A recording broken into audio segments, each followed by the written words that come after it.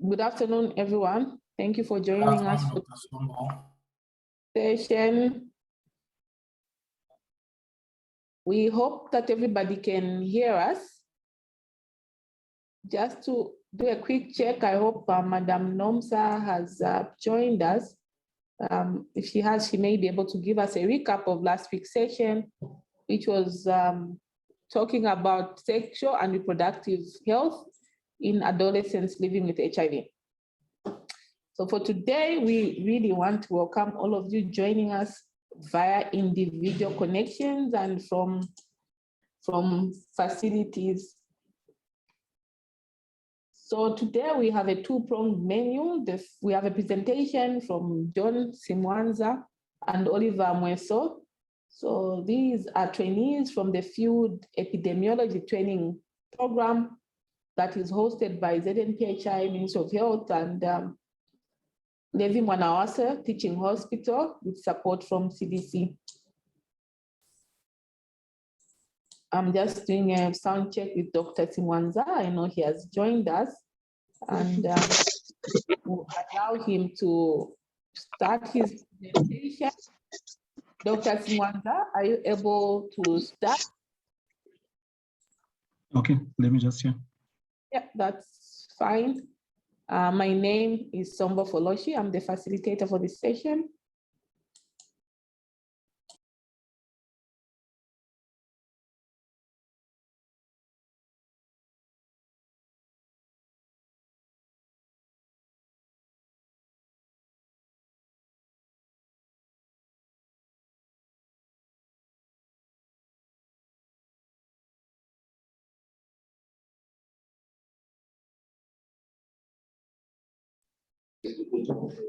Oh, yeah.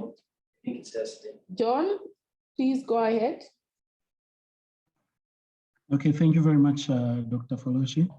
My name is Dr. John Simwanza, Field Epidemiology resident. So I'll take you through the vaccine, the COVID-19 vaccine effectiveness. So basically what the overview of this presentation is to see what evidence has been availed to us by science in terms of how effective the COVID vaccine is, and trying to also introduce the vaccine effectiveness study that we're trying to do in the country. Dr. Simwanza, are you able to switch on your camera and just move a bit closer to your microphone?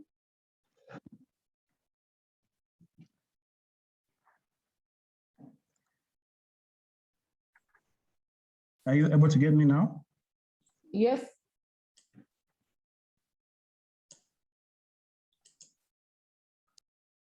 Okay. Thank you very much. So a brief background to this presentation. One thing that we all agree is that the COVID pandemic has been with us for quite some time, and the world is entering a fourth major wave. What is the reason why we are seeing the world getting into a fourth major wave? The reason could be attributed to premature relaxation of COVID-19 restrictions. Then we've also seen a slow vaccine implementation. And recently, I think during the third wave, we saw the coming up of the Delta variant that has caused a lot of havoc across the country and in the world at large.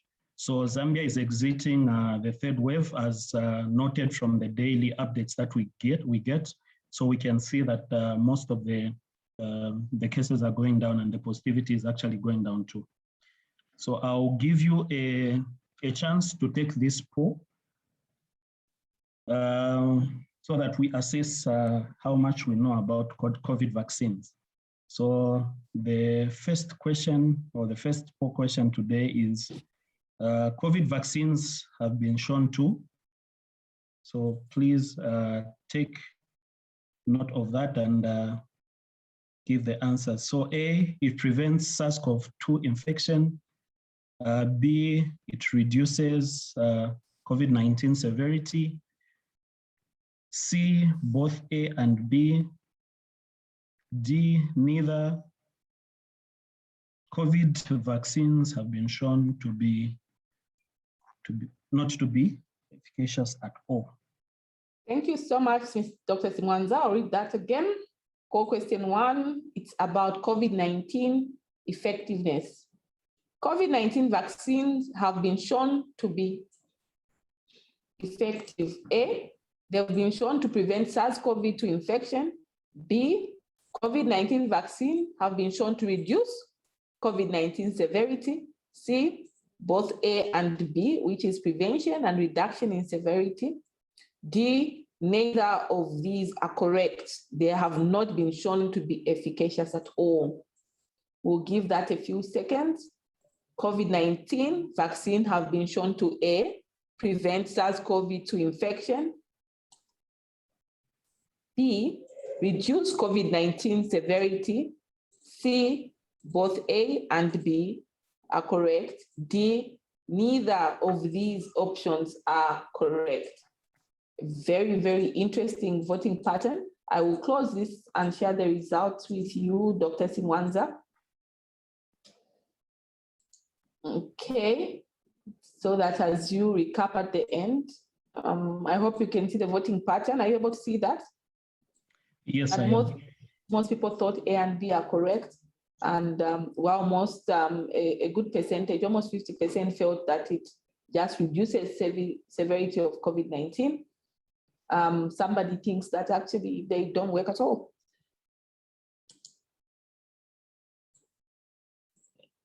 We can go to your next slide. Okay, thank you very much. So we'll go into the rest of the presentation. So I'll give a brief background to what vaccines do and how vaccines are developed. So one thing that we should understand is that vaccines induce immunity through exposure to virus components. So the virus components are usually developed using different technologies. It can be a killed virus, it can be a live attenuated virus, it can be viral protein, it can be a viral vector, it can be messenger RNA or other components of the virus. So what it does is that it induces the immune response by causing the immune response to produce antibodies via the beta cell, the B cells, and then there's a cell-mediated T cell, and these are the ones that respond against the pathogen. Then what the vaccine does, in essence, is that it gives you protection as if you were exposed to the disease without actually getting the disease. So vaccines prevent and reduce the severity of disease. One thing that I think has come out a lot about this COVID vaccine that we have currently, or the different types that we have currently, is the unprecedented speed at which they've been developed. So one aspect that has led to this unprecedented speed in developing of the vaccine is the high COVID-19 cases that have made it easy for the clinical trials to be done quickly. So I'll briefly talk about the COVID-19 vaccine efficacy in clinical trials. So when I talk about efficacy, I'm basically referring to how the vaccine works within a controlled environment. So we have these vaccines that have been produced by different companies and the platform on which these vaccines work. So we have the Pfizer and the Moderna, which are messenger RNA type of vaccines. Then we have the Janssen, AstraZeneca, and the Gamaleya, which are adenovirus vectors. We have Novavax, which is a recombinant protein, and then we have the Sinopharm and Sinovac, which are killed whole viruses. So when you look at the efficacy, it ranges from about 67% to about 94%. WHO threshold for COVID vaccine approval stands at 50%. So for WHO to actually allow a vaccine to be rolled out, it means that it has to be 50% effective. Then I'll talk about COVID vaccine effectiveness. So remember, efficacy was talking about in a controlled environment, how the vaccine is able to perform. Now, when you take it into the real world, in the population, we then talk about vaccine effectiveness. So from evidence from over 30 vaccine effectiveness studies that have been published so far, we find that most of these studies were done in the US and in European countries. And unfortunately, in Africa, we have not done any vaccine effectiveness study. So what has been shown from these studies is that there's a wide range of effectiveness when one is given one dose, and this usually ranges from about 60 to 70%. But we've seen a higher vaccine effectiveness when people are given 2 doses, and this rises to about 80 to 90%. So most of this evidence is based on the Pfizer and the AstraZeneca vaccines, and we've also seen evidence from the Johnson, the Sinovac, Moderna. They all show that they have real world effectiveness too. So vaccinated persons with breakthrough COVID infections were 50% less likely to transmit to household members. I'll talk about breakthrough infections later on, but I want us to assess how much we know about the different variants that we have and how effective vaccines are against these variants. So we'll go to the second question.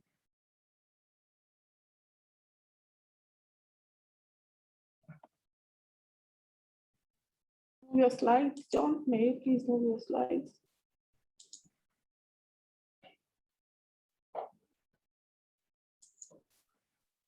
So for the second question, it goes for SARS-CoV-2 variants of concern, the VOCs. COVID-19 vaccines, A, are not effective at reducing symptomatic COVID-19, remain highly effective, although modest reduction observed for some VOC vaccine combinations.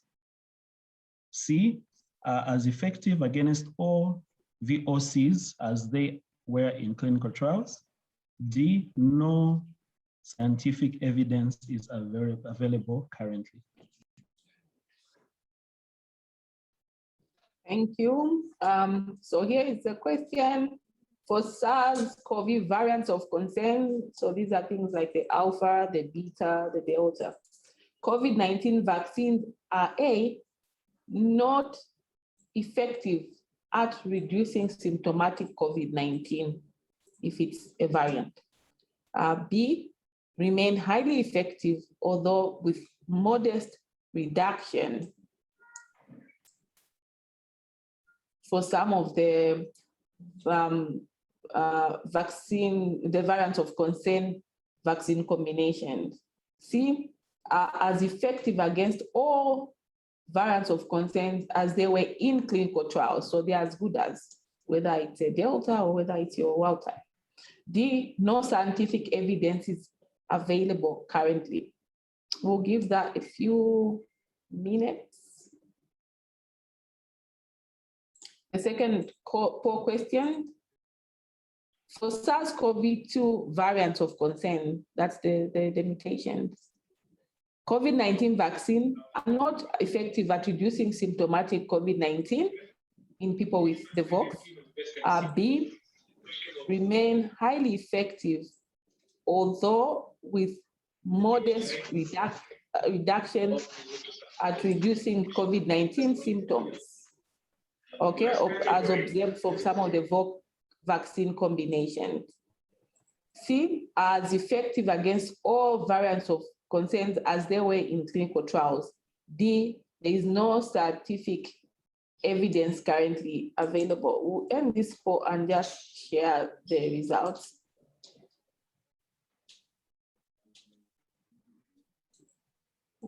Okay, thank you very I don't know much. if you can see that.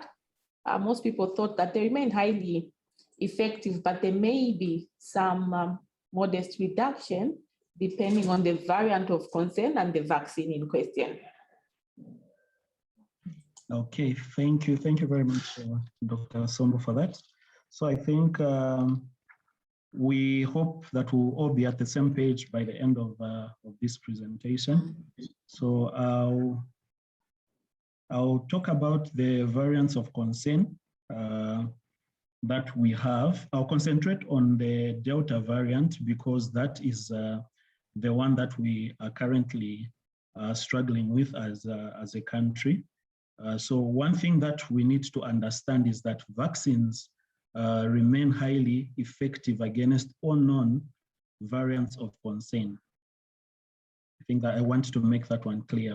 The vaccines, they remain highly effective against all known variants of concern.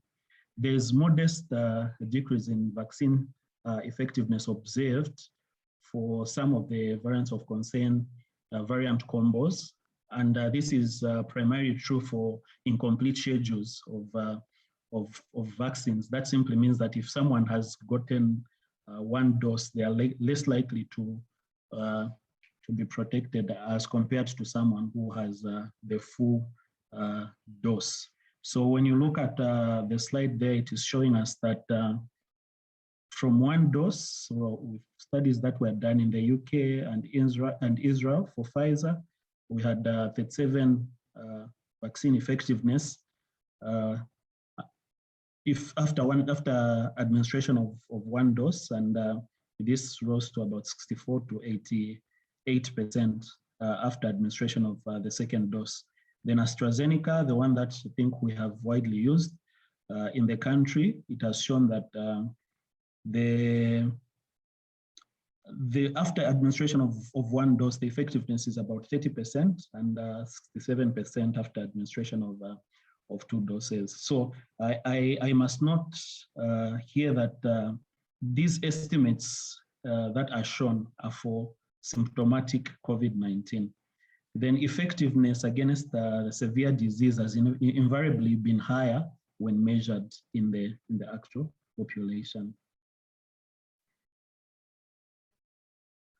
So I hope we are clear on this one. I think this has been a lot of there's been a lot of confusion about that one. So I'll briefly talk about breakthrough infections. So breakthrough infections are when someone becomes ill after completing a full vaccine series. As you and I may know, vaccines are not 100%. And because we have this Delta variant, it has been shown to be actually more transmissible. Amongst all the variants of concern, it's the one which is more transmissible. And there was a large outbreak in the US recently that demonstrated this, where many were infected after an Independence Day celebration in which public health measures were not actually followed. So most of the people who had gotten COVID-19 had been vaccinated. But what is encouraging about the situation is that the severity was very low. The severity was very low, with only 4 hospitalizations and sorry about that. So the hospitalization was very low, with only four hospitalizations and 0 deaths that were actually recorded. Then when you look at the cycle threshold or the CT value, which is the proxy for viral load, it was not different by vaccination status. What I mean by this is that both the vaccinated and the unvaccinated people were shedding the same amount of SARS-CoV-2 virus, which possibly explains this observation. So we need to, again, understand that vaccines are still doing what they were designed to do, and that is to reduce the morbidity from COVID-19.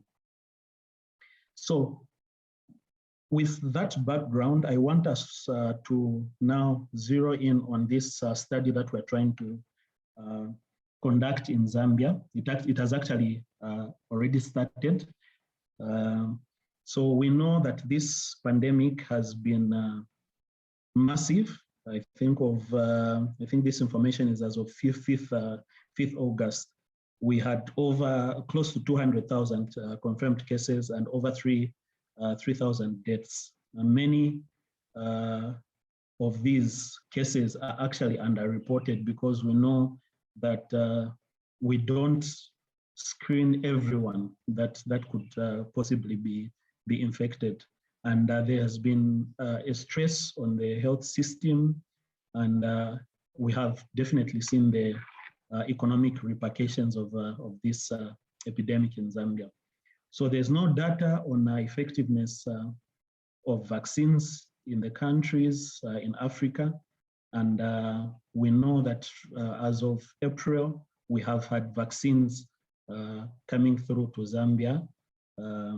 And we've had, I think, the first population that was vaccinated were the healthcare workers.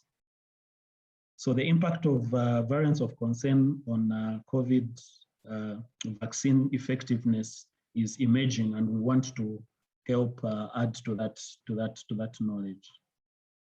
So the primary objective of this study was to assess the vaccine effectiveness of a complete schedule against lab-confirmed symptomatic COVID-19 amongst healthcare workers in Zambia. Then the secondary objectives that we had were we want to see how effective vaccines are against severe COVID-19 disease, to see how effective vaccines are by vaccine product and combination of different vaccines. So for the 2-dose vaccines, how effective are the vaccines for a single dose and by interval between the doses for the 2 doses. Then the last secondary objective was we want to see the vaccine effectiveness against SARS-CoV-2 variants. The case design is a case control study. This is a particular case control study called the test negative design, the TND. It is used to assess influenza vaccine effectiveness. So for our cases, we want symptomatic healthcare workers who tested COVID-19 positive. Then for our controls, we are looking at symptomatic healthcare workers who tested COVID-19 negative. So one thing that I think is pertinent about this, the selection criteria, is that we want the symptomatic, both that tested positive and those that tested negative. So the sample size is coming to about 1,200 with a 1-to-4 match, which translates to about 240 cases and 960 controls. Data collection is being done using a questionnaire, and we're able to collect the demographics, the vaccine history, the clinical history from the questionnaire. And we are also looking at the routinely performed lab COVID-19 test results. And we hope to do genomic sequencing of the available specimen so that we know how effective the vaccines are against the variants of concerns that we have in Zambia. So what is the study eligibility? So all cadres of healthcare workers are eligible to participate in this study. So all persons working in the healthcare settings who have the potential for direct or indirect exposure to patients or infectious materials. So this goes from physicians, nurses, midwives, pharmacists, phlebotomists, all the people that can actually be exposed both directly and indirectly. They are eligible for this study. What's the inclusion criteria? So the inclusion criteria is that healthcare workers with COVID-19-like illness who tested for SARS-CoV-2 by PCR. So we also want healthcare workers with documented history of vaccines for SARS-CoV-2. So the unvaccinated healthcare workers will not need to document, they don't need documentation for this status. So we are not only looking at those that are vaccinated, we are looking at everyone that had COVID-19-like illnesses and got tested regardless of the result and the vaccine status. So, and those people must be willing to participate in the data collection. So we'll go to the third core question. And this is assessing how we can assist in the vaccine effectiveness study. So it goes as such: I can help GRZ understand COVID-19 vaccine effectiveness in Zambia by completing the study questionnaire. If I had COVID-like illness and I was tested for COVID-19, spreading the word about the, spreading the word about the vaccine effectiveness study among my work colleagues, reminding swabbers, collecting 2 swabs so that one can be used for RDT and the other can be sent for PCR. D, reminding swabbers to complete the lab requisition form completely. E is all of the above. So we can go ahead and take that poll.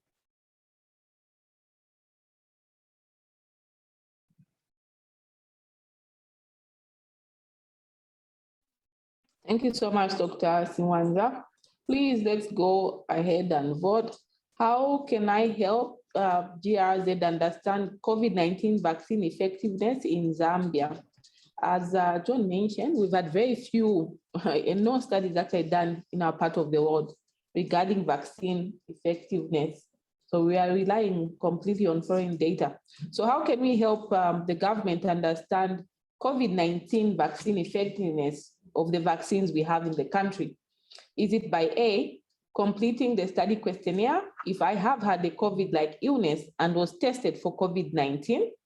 Is it by B, spreading the word about the vaccine effectiveness study among my work colleagues? Is it C, reminding swabbers or the teams that are testing to collect 2 swabs so that one can be used for RDT, but the subsequent one can now be used for PCR? D, reminding the swabbers or the teams that are testing to complete the lab requisition form completely and correctly. E, all of the above. It's a good question. I believe John will tell us more in the coming slides. We'll give that a few more seconds. How can we help our Ministry of Health, the NPHI, understand COVID-19 effectiveness in Zambia? Is it by A, completing the study questionnaire if I have had COVID-19 illness and got tested? B, spreading the word about the vaccine effectiveness study among my work colleagues? C, reminding the swabbers or testing teams to collect 2 swabs so that one can be used for RDT, the other one for PCR? D, reminding the swabbing teams to completely fill in the lab form? E, all of the above. So some interesting votes here. John, I'll end that. So this is the voting pattern. To our network, please note we have another presentation just after this. Please go ahead, Dr. Simwanza. Okay, thank you very much, Dr. Samba, for that. So we'll continue. So how can we help? I think this is the main reason why we had asked for an opportunity to present this information. So if you have been tested for COVID-19, please help us complete the survey. by following that link. I'll ask IT to help us out with putting that link in the chat so that people can fill it in. So if you had COVID-19 like symptoms and you are tested, regardless of your result, please help us fill in that form. Then we also want you to sensitize the fellow healthcare workers to the study and remind the swabbers to collect 2 specimens during COVID-19 testing. So one can be used for RDT if you are conducting both RDT and PCR, and the other for PCR. Then we need to ensure that we completely fill in the reason for testing entry point section on the lab request form. So what we have noticed is that most of the people that we have and most of the requests that we have, if, for example, a healthcare worker was found under contact tracing, people would actually leave out the part about healthcare worker screening. So please, we want all the healthcare workers that were screened so that we can easily follow them up. So I think we are just remaining with a few more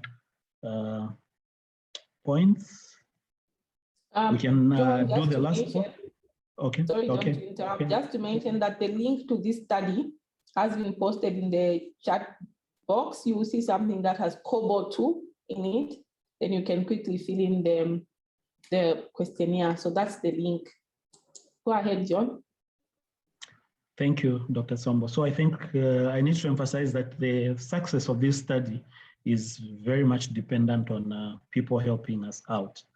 Then we'll go to the next poll question as we conclude.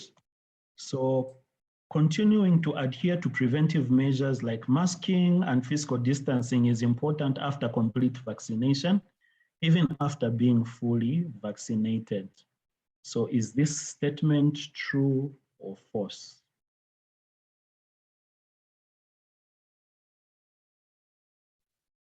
Thank you, John. There's a true or false statement here. Is this true or it's not true? Continuing to adhere to preventive measures such as masking and physical distancing is important even after I am completely vaccinated, even after being fully vaccinated. Do I need to wear my mask, physical distance? Is this true or false based on what we have seen and the data that John has presented? Continuing to adhere to preventive measures such as wearing a face mask and physical distancing is important after complete vaccination. Is this statement true or false? Does it matter after you're fully vaccinated? Should you continue to observe IPC measures such as wearing a face mask and maintaining physical distance? So in the interest of time, I'll end that and show you the interesting voting pattern. So most people feel that even after full vaccination, you still need to wear a face mask and physically distance, while some people felt that it's actually, there is no need. John? Okay, thank you. So one thing that I think needs to understand is that until herd immunity is reached, until we have enough people vaccinated, we need to continue to practice public health measures that work. So these are the same things that we've been talking about: the masking, the physical distancing, washing of hands, respiratory and cough etiquette, then avoiding crowded places, and ensuring that we have good ventilation wherever we meet. So we know that there's no vaccine that is 100% efficacious, and breakthrough infections can actually still occur.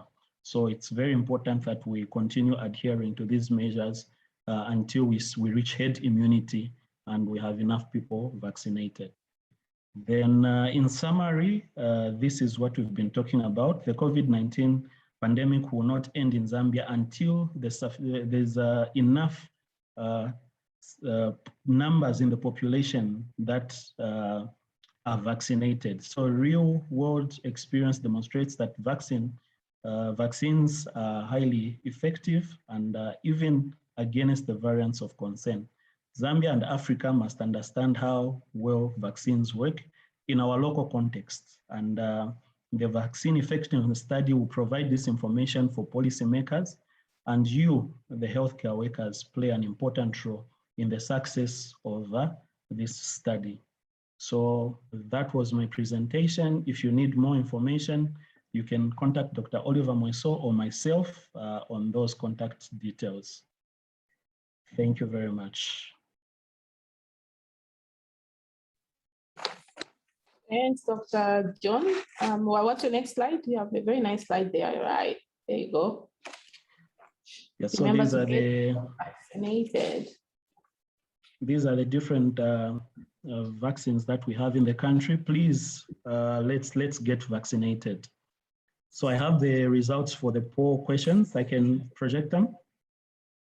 Please go ahead. Maybe is it okay if we take a few questions, then you'll go back to the polls? Okay, all right, great. I see Mwangwela. I don't know if it's Dr. Muriana has a question. And then I can see Dr. Daniel Mwamba. Mwangwela, do you want to go with your question? Thanks. Oh, yes, Dr. Muriana. Yeah, he was talking about herd immunity, but he didn't tell us the percentage that we need to vaccinate to protect the population. Okay, thanks, Dr. Dr. Daniel Mwamba. Dr. Mwamba. Thank you. Thank you, Dr. Simwanza, for the presentation. Question is on the use of wearing masks after you are fully vaccinated. I know that is the recommendation, but I have the impression that some of these recommendations keep on changing. I believe it because new evidence are coming up, but from one country to another. We are seeing some European country actually allowing fully vaccinated people not to wear masks, even in public. We've seen that even in stadium where people watching soccer. If you have a proof of a negative PCR or you're fully vaccinated, you can be waived that wearing masks. Is there any scientific basis that we do not have here, or is there any reason why we cannot apply that to our context? I know the proportion of vaccinated in Zambia is still small, but I also know that very few countries have reached the required proportion to get to the herd immunity. Is there any evidence behind not wearing masks in public, or any evidence behind wearing masks in public when you're fully vaccinated? The second question is which of the third dose. Some countries are talking about third dose, particularly for the immune suppressed individuals. What are we saying in Zambia? Thank you.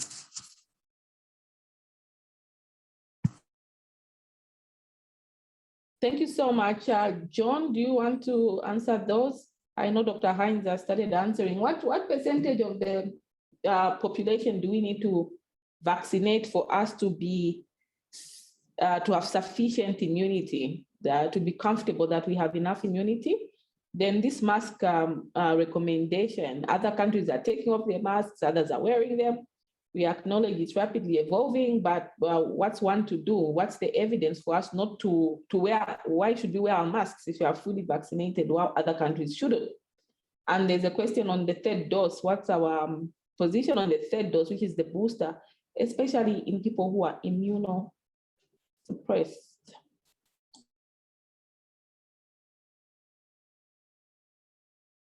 Okay, thank you very much. So I think Dr. Hines has begun to answer some of the questions in the chat. So I think herd immunity, currently we are saying about 80% of the population needs to be vaccinated for us to attain herd immunity. This figure usually varies, I think, depending on the different studies that are there and the different variants that are actually emerging. So what we aim at is to have at least 80% of the people vaccinated. Then on the part of wearing masks, I don't know, Doctor, the panel of experts, I don't know if you've got any addition on that before I move to the other question. Sure, I can take a stab at answering it, Dr. Simwanza. This is Dr. Hines from CDC. So the reason that mask use is still recommended by WHO and other bodies is because right now there's still so much disease, so much infections occurring that there's a really strong force of transmission depending on where you are. And so these breakthrough infections continue to occur. And we need to do everything we can to interrupt transmissions. We have to layer interventions. We can't just do one intervention and hope that will work. We have to do multiple interventions. And this is especially true based on the data that Dr. Simwanza presented from the outbreak in the US, which showed that CT value, that cycle threshold value, which is similar to the viral load, is similar in people who were vaccinated versus who weren't vaccinated. So previous studies before Delta had indicated that vaccination really reduced the viral load or the viral shedding. But it seems like with Delta, because it's so much more transmissible, that those viral loads are still really high, meaning that people who are vaccinated, even if they have a lower risk of severe illness because of their vaccination, still may be able to transmit the disease forward. And so it's important that they use masks in order to help for source control and limit the chances that they may spread the disease. So that's the explanation. But I think that the takeaway point I really want to emphasize is we have to do everything in our toolbox right now to get this pandemic under control, and that includes vaccination, it includes masking, it includes all the other measures that were highlighted by Dr. Simwanza. Thank you. Thank you very much, Dr. Hines. So I think even on the third dose for the immunocompromised, I know there are some studies that have taken place. I know of the one that they're doing in Israel. I think the one about the Pfizer, but I think for most of these recommendations that WHO makes, it's after accumulation of enough evidence to see whether the third dose would actually be necessary for people to get in order to get the coverage of protection from severe infection. So I think currently we have some countries that are running those trials, and we are yet to get enough information to see how effective the third dose will be. Okay, thank you very much, Dr. Simwanza. Dr. Mshisha, you have a question. And for those that want more information on the percentage that we need to immunize, there's a very nice response in the chat box. Remember, when we started off, our R0 was around 2 to 3. Now it's thought to be around 6 to 7. And that changes the number of people you need to immunize. I know Dr. Dien once said for Zambia, they calculated it at 66%. But clearly that has changed and is much higher just because your R0 has changed, meaning the number of infections that are reproduced from one. There's a question from Dr. Mshisha. Please go ahead. Dr. Mshisha? Yes, Dr. Som, how are you? Okay, thanks. Please go ahead. Okay, so I think it was just in line with the same estimated coverage. Now, I've seen that we have almost, I think, 4 vaccines, different types, with different efficacy. So how possible is it that we're going to estimate our coverage, and also with our different R0 associated with the different variants? On this going to cause quite a variation, because we have seen that some of the countries which have increased in the numbers of those who have been vaccinated, they have stuck to maybe one vaccine. So with this coming in of different vaccines, how do we see it to be possible that we can have a proper estimation with different efficacy? Now I get it. I didn't understand it when it was in the chat box. Dr. Simwanza, he's asking the fact that we are using, well, right now we have 3, but we know Pfizer will come soon. Why not stick to one, especially that the efficacy is different? Won't we have a problem in estimating our coverage because they behave differently on the ground? Do you have any comment on that? Or maybe one of the panelists? Okay, so I think maybe I'll just, the panelists can also add in. I think the main reason why we have quite a variety of vaccines is because of the COVAX facility, where we have a lot of people putting in a basket of vaccines, as the permanent secretary usually calls it. If it was up to us, I feel we could have done with one, but maybe the other people on the panel can also add. Anybody to add to that? Of course, vaccine availability is a big one. You can imagine if we had to wait for Pfizer, none of us would have had a vaccine by now, isn't it? So of course, availability is very, very important. I don't know if there's any addition to that, aside that we still are gathering information about all these vaccines in terms of what works better. So you don't want to miss out on something just because you are waiting for the best. Maybe Dr. Hines? Thank you, Dr. Sambo. I think you answered it. I mean, I think that, in an ideal situation, we would have maybe a bit more ability to specify the situation. Like, and I think that there's so many factors at play, and the main one is just vaccine availability. We should utilize what's available because we know that all of them work. But there's other factors like that I think would make such a calculation of a target coverage difficult. And I put a comment in the box, but I mean, I think that the other thing to consider is natural infection. That leads to immunity also.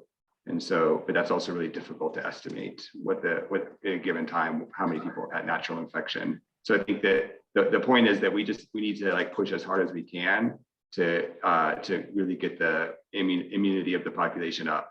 And so we do that, through the means that are available to us in terms of the vaccines and taking an approach where we're using all available effective vaccines, I think is the best way to do that. Thank you very much for that. As Dr. Mweso prepares to share his slide deck, I'll ask Dr. Simwanza to go through the poll questions.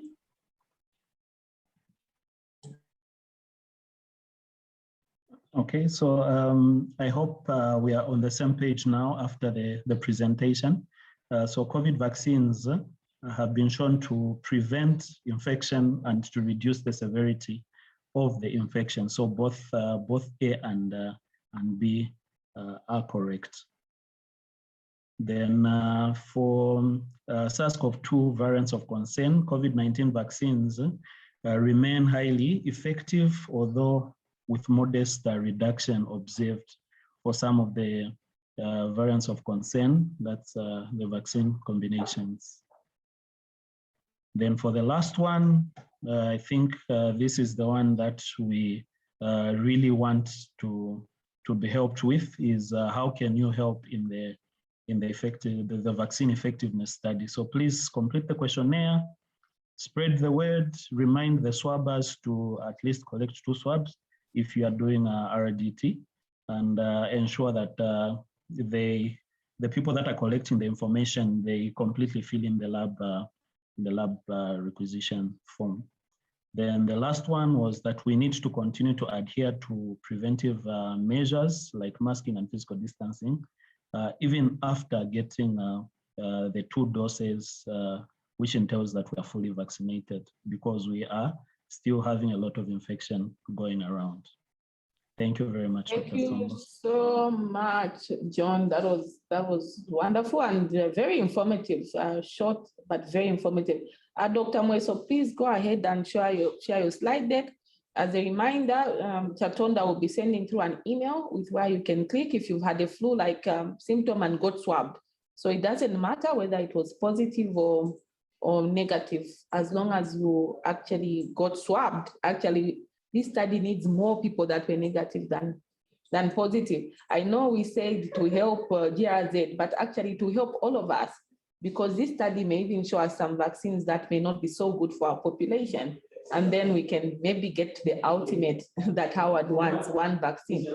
Dr. Mweso, please go ahead and share your deck. As Dr. Mweso is sharing, there's a question on, do we know what variant is the most dominant in Zambia?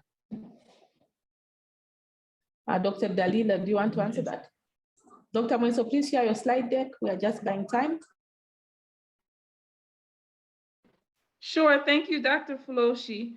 I was just typing into the chat. I don't know if you can hear me. Can you hear me? Hello? Yes, we can hear you, Dr. Zachary. Oh, okay, good.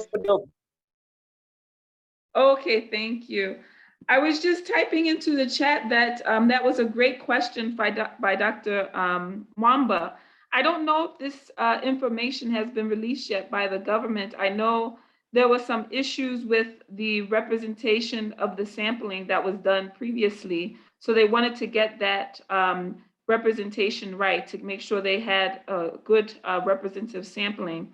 But we do know that Delta variant definitely has been detected here in Zambia, and we know that that variant is highly transmissible as compared to wild type. So we know that that is definitely a variant that is circulating, but what percentage and how it's driving the third wave, we don't know, but I think anecdotally, based on what we've seen, we know that it is here.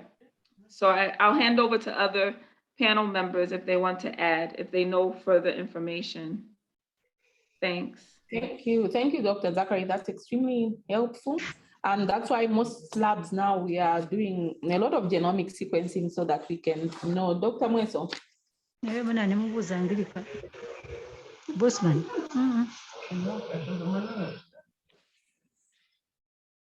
Dr. Mweso. I hope he can hear us. And for questions, please, you can type in the chat box. There's an able panel.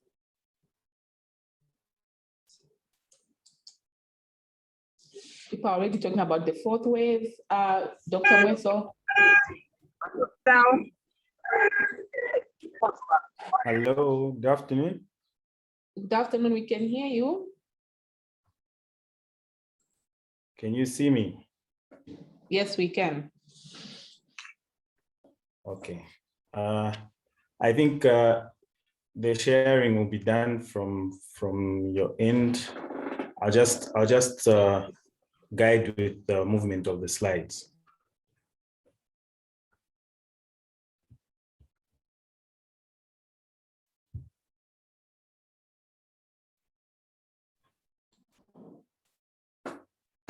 So you can introduce your topic as we are sharing the screen. Thank you. So I'm going to talk about the prevalence of suspected SARS-CoV-2 reinfection in Zambia. This is a study that was done from the period of from the start of the outbreak, 18th March 2020, and went up to 12th June. Our analysis went up to the 12th of June. So these points that are being shown here are just the learning objectives that we expected to derive from this discussion. So the first one is we expect to discuss Zambia's experience with SARS-CoV-2 reinfections. And secondly, to understand who is at risk of SARS-CoV-2 reinfection in Zambia, and also to discuss what needs to be done to help reduce or identify cases of SARS-CoV-2 reinfection. This slide just shows Zambia's experience with regards to SARS-CoV-2 epidemic. As you may all well be aware, we've just gone over 200,000 cases of confirmed SARS-CoV-2 and over 3,000 deaths. We have experienced 3 waves so far, being wave 1, wave 2, wave 3, and we've noted that the estimated number of infections that are being reported are actually not as high as they are ideally. So this is a study that was done. It was a prevalence study that brought out this information in 6 districts in Zambia. You can move on to the next slide. So this is a poll question just assessing the risk of SARS-CoV-2 reinfection. And the question, what is the risk of SARS-CoV-2 reinfection? So the first option is it's less than 1%. The second says it's 5 to 10%. And the third, 20 to 25%.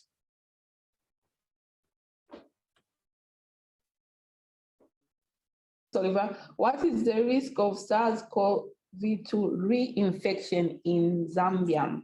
Is it less than 1%, B, between 5 and 10%, or is it C, between 20 and 25%?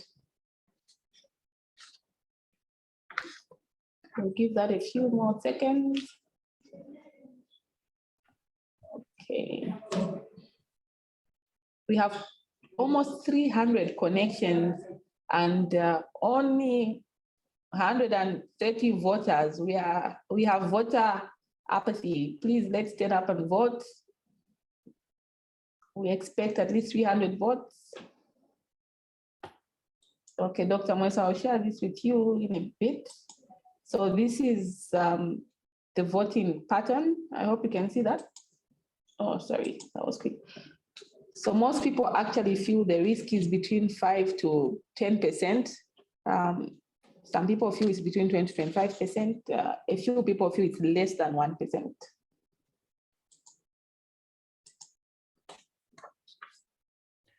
Okay.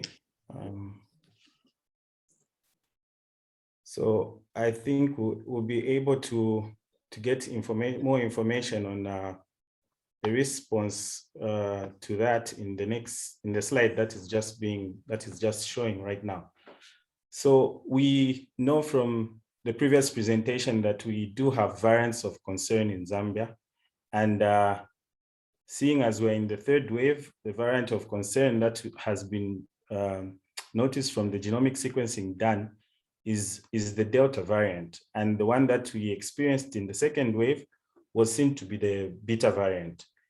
And with regards to risk of reinfection, studies done in Denmark and Qatar have shown that the risk has been reported to be less than 1%. However, another study done in Brazil showed that the risk went to as high as 7%. Risk of reinfection will also differ if you are talking about reinfection post-vaccination and also reinfection to natural SARS-CoV-2 reinfection. Most studies that have been done have been looking at risk of reinfection to natural SARS-CoV-2 infection. So we still need to do more studies for us to be able to come up with good data that can answer this question. The other thing that has been noticed is that there's a reduction in neutralizing activity. Just the previous slide, I just want to bring out a few points. Yes, I know Dr. Simwanza touched on this, but we should also be aware that with each of these new variants of concern that are coming up, we need to understand how the immune response is going to take, especially that the variants of concern are coming up at a high turnover rate. So we also need to understand that there's some loss of vaccine effectiveness that occurs mostly with these new variants of concern that will be coming up in the picture. So these are some of the things that we should keep in mind when we're talking about risk of infection. Thank you. Next slide. So here, our objectives were threefold. So we were looking at investigating the prevalence of suspected SARS-CoV-2 reinfection in Zambia.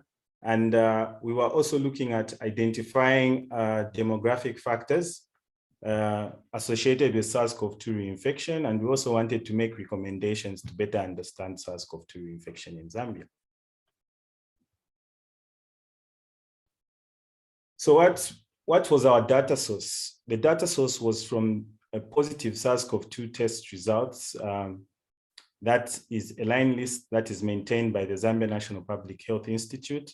And a a positive PCR or RDT indicated SARS-CoV-2 reinfection. And suffice to say, this line list ran from the 18th of March, like I had said in my preamble, to the 12th of June 2021. And we identified all persons with more than one positive SARS-CoV-2 test. And we matched these individuals by age, sex, and name. And from this, we used 2 independent raters, and these reviewed the results and they were able to determine the matches. And the third one was in place for any disagreements that were going to come up between the 2. So what were our results with regards to reinfection? What was our reinfection case definition? So we said, and this was adapted from the CDC protocol. We did not have a protocol of our own. And ideally, there's supposed to be a well-defined protocol, but there's no actually agreed upon case definition for this. So from our adapted CDC protocol, a suspected case was either likely or possible. And if you look at a likely case, our case definition was a person with SARS-CoV-2 detected more than or equal to 90 days since the first SARS-CoV-2 infection.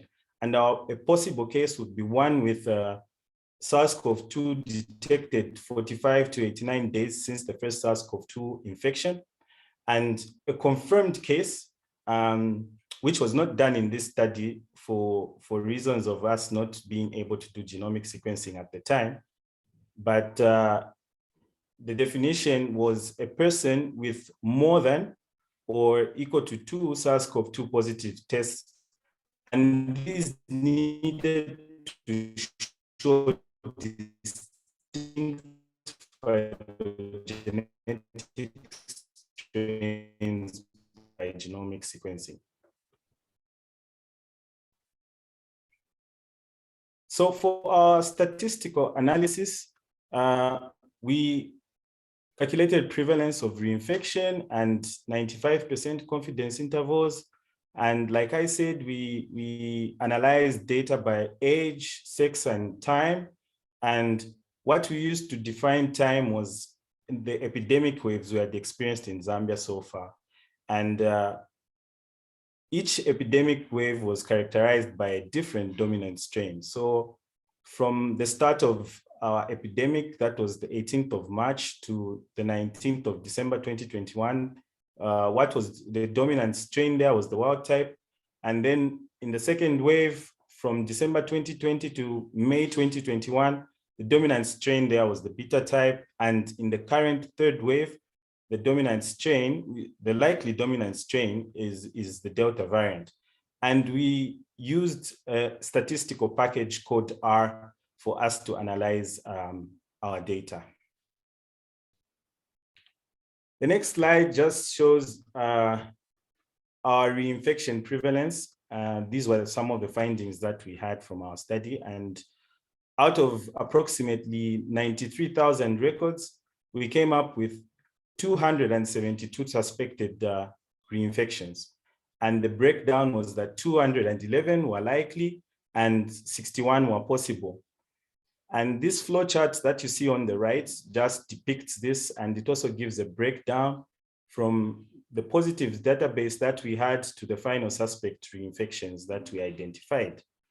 So our prevalence was sitting at 0.29% with a confidence interval from 0.2 to 0.38. And our median time to reinfection was 149 days. We did not do any genomic sequencing for these reinfections, unfortunately. Next slide. So I'll run you through the second poll question, which is based on the results of our study. Who has the highest risk of reinfection from SARS-CoV-2? Is it A, a person who's less than 15 years? Is it B, a person who's 15 to 49 years? Is it C, an individual who's more than 50 years?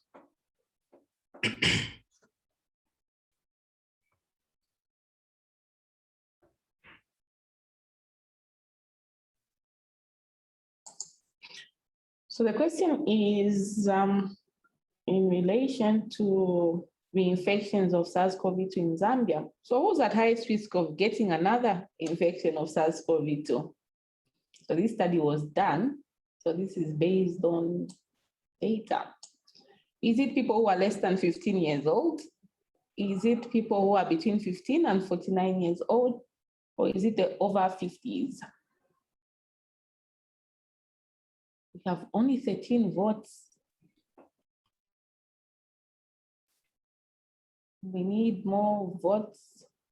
Who is at highest risk of getting reinfected with SARS-CoV-2? Is it people that are less than 15? Or it's report? Is it people who are between 15 and 49? And is it people who are more than 50?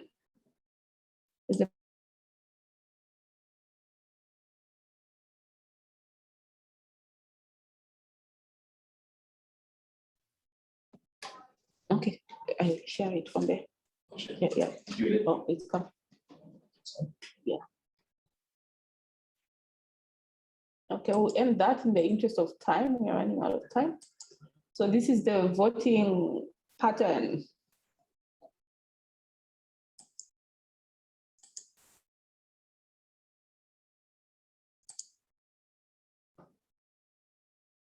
Go ahead, Dr. Mweso. Okay, thank you. We'll be able to get some more insight in the slide that is showing. So this slide talks about the demographic characteristics of persons with SARS-CoV-2 reinfection in our study. And there was variation of the numbers of persons reinfected and having first infections amongst different age group bands. And this was significant, giving a p-value of less than 0.001. And we noticed that the highest cases of reinfection relative to first cases were seen in the 30 to 49 age group band, and cases of reinfection were seen to increase with the increasing age group. And this was noticed until we reached age 50, where there was another drop from the soaring cases of reinfection. Male to female distribution was relatively the same, and it was not a significant factor. The number of persons reinfected was seen to increase, as well as first infections with forthcoming waves, and this was expected as reinfection itself is time dependent, and so we expected to see higher cases of reinfection as we were going through the waves. But something to note was that from our analysis, when we are just gone about a month into the into wave 3 at the time of our analysis, and already the proportion of reinfection was 68% of that seen in wave 2. Next slide. So what were our study limitations? Many SARS-CoV-2 infections, as I had reported in the study that was done before, go unreported, and this served a profound limitation in our study. We had a lot of missing variables accounting for 16.4% of the observations, and so we could not include these observations in our study. And then key information was not consistently captured in the dataset that we were using. And this key information was supposed to cover factors of clinical status, reasons for testing, and vaccination status. We did not do genomic sequencing on the samples that we had, and this also saved a profound limitation for us to using the confirmed case definition. So in our discussion, we said the prevalence of reinfection is similar to other studies that have reported the same in Denmark, Italy, and Qatar, as well as the US, and this reinfection ranges from 0.2 to 0.7. And the highest reinfection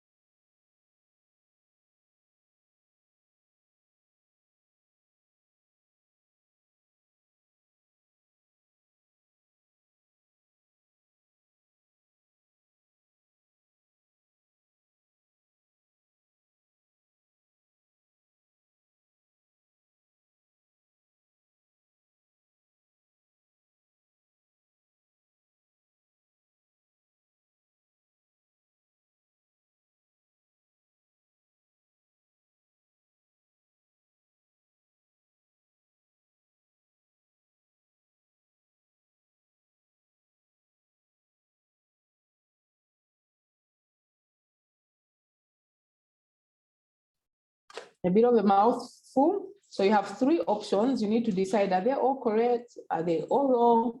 Or are some of those true, or are some of them not true? So what can I do to help reduce SARS-CoV-2 infection? Thanks. Is it 1, report suspect cases, 2, accept genomic sequencing of swabs, 3, get vaccinated? Are some of these true, some false? Are they all false? So what can you do at individual level?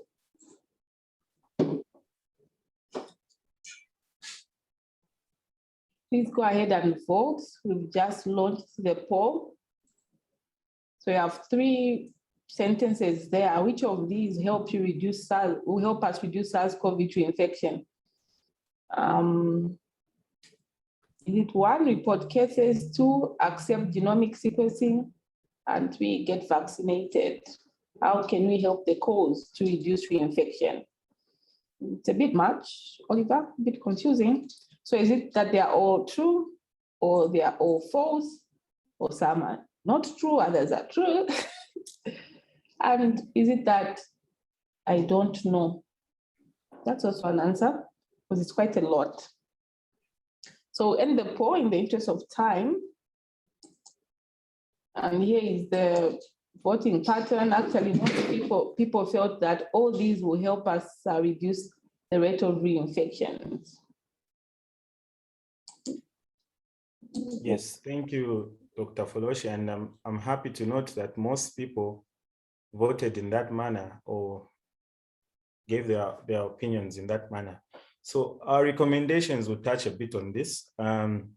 So after we had investigated for the prevalence and we had identified the demographic factors, we came up with these recommendations. And the first in our recommendation was to continue surveillance for SARS-CoV-2 reinfection within routinely collected data. And knowing that genomic sequencing is available in Zambia, we enable confirmation of reinfection through phylogenetic strains. And also, it's important to establish the ability to rapidly identify these suspect reinfections and also to confirm them by genomic sequencing. As we had discussed before, we need to know the profile of each kind of variant we encounter because it has different implications on the lasting immunity towards SARS-CoV-2 infection. So the other recommendation we felt was important was to scale up COVID-19 vaccinations, which, as Dr. Simwanza had spoken about before, helps to reduce risk of reinfection and also severity of infection itself from SARS-CoV-2. We should understand that more studies are being done and more information will come to the fore. And this was just a study that was trying to help us understand what SARS-CoV-2 reinfection is like on the Zambian landscape. So our take-home points today are the following. We have to know that SARS-CoV-2 reinfection is prevalent in Zambia and everyone is at potential risk. Then we need to get vaccinated and we need to report these suspected cases as well as document them. And we need to encourage genomic sequencing of samples that are collected. Thank you very much for listening. Thank you for your time. Very much, Dr. Mweso. There's a lot of questions for you, but I'm sure you've seen our little party hat there. We just want to say congratulations. We know you represented Zambia very well as an FETP and you got an award for that for this study. So congratulations to you once again. We will get some questions for Dr. Mweso.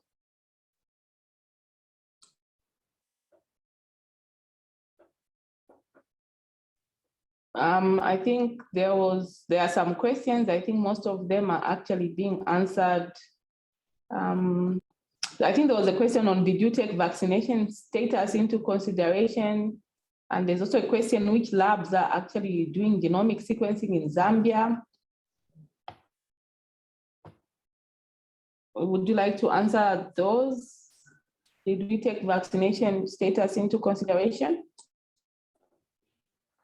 So in terms of vaccination status, it wasn't adequately captured at the time. And if you recall, our vaccination just started in April of this year. Our study was going back to as far as March 18th of last year when the pandemic just hit us. So a summarized response is no, we did not actually take that into consideration for this study. Dr. Hines, do you have the rundown of the labs that are doing genomic sequencing at the moment?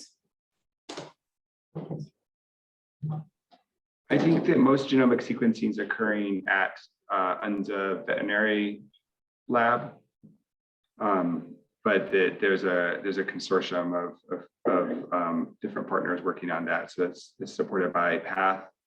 Additionally, MOH is doing some genomic sequencing, and I think that there's active efforts in standing up other places like ZNPHI lab, as well as the TDRC lab, but that's my understanding. Okay, that's very helpful. So these genomic sequences are being done in country, which is good. So Dr. Himabala has got a very nice addition to your discussion, Dr. Mweso. Dr. Collins, do you want to unmute your microphone?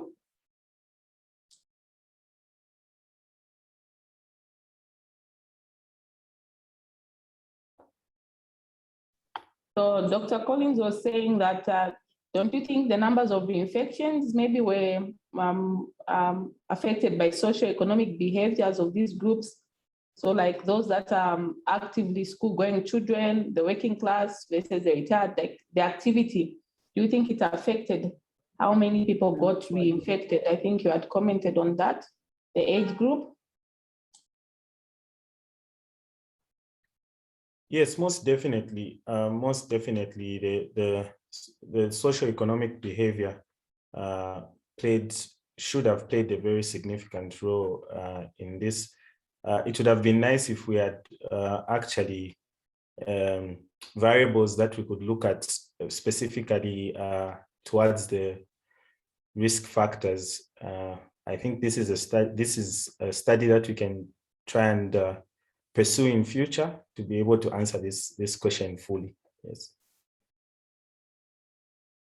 Thank you, Oliver. Do you want to quickly run us through the responses, the answers to the polls?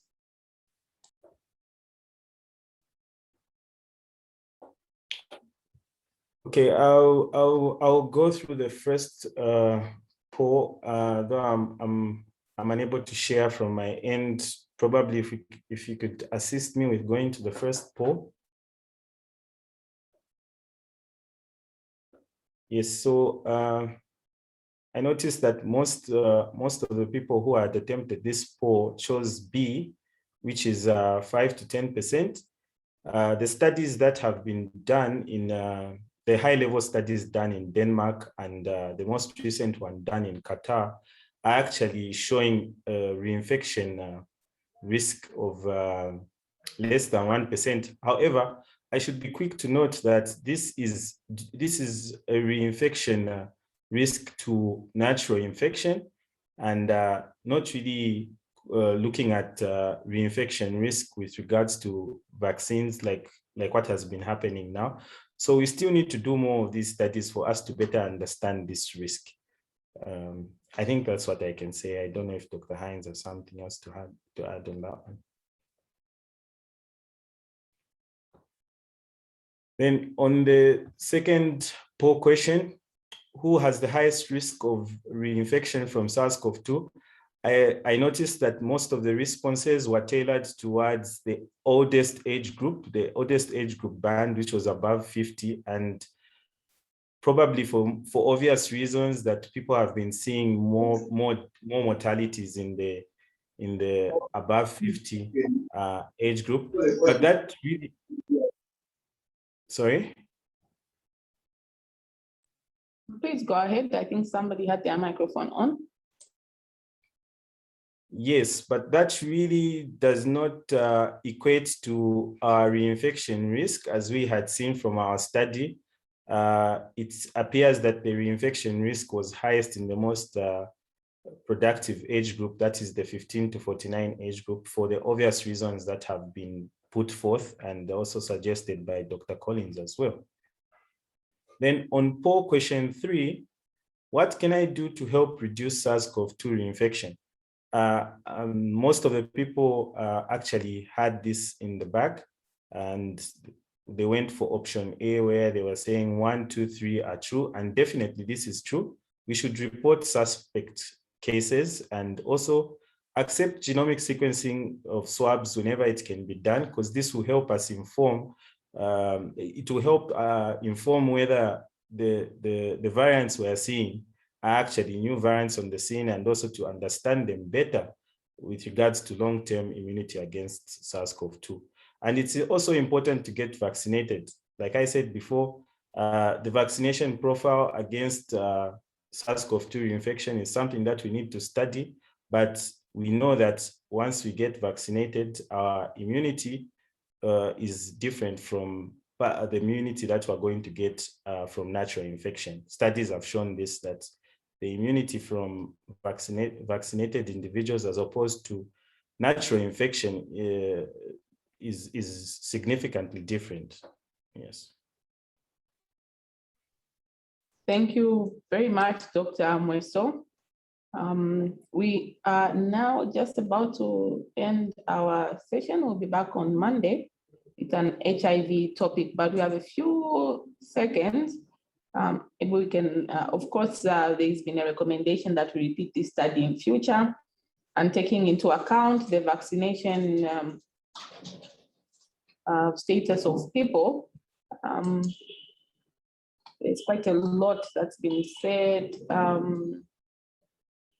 Do you have any comments looking at a deep dive into this data? If you look at the reinfection of the result, it appears that this is an age distribution of reinfection and not necessarily a risk, actual reinfection rate. Do you have any comment on this? It's in the chat.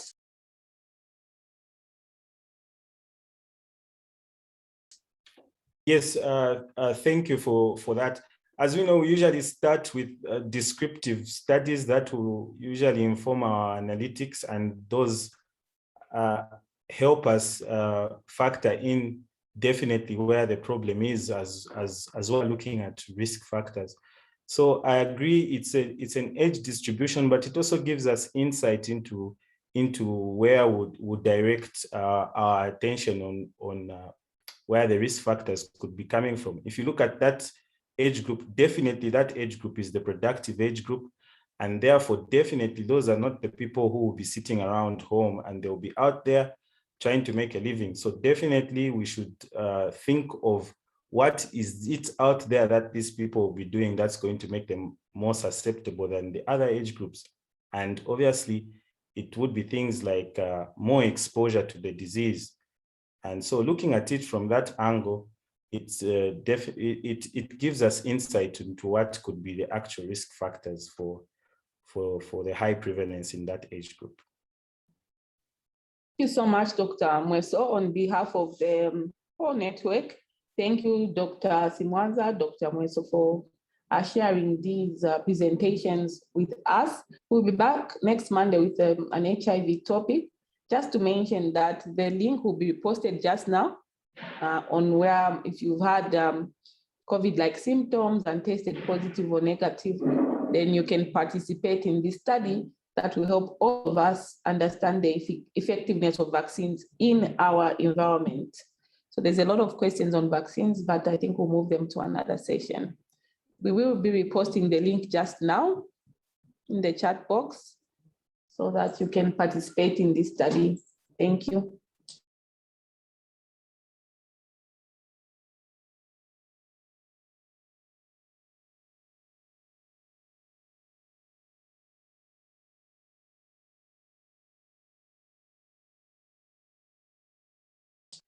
So if you cannot see the link in your chat box, it's also been sent to your email.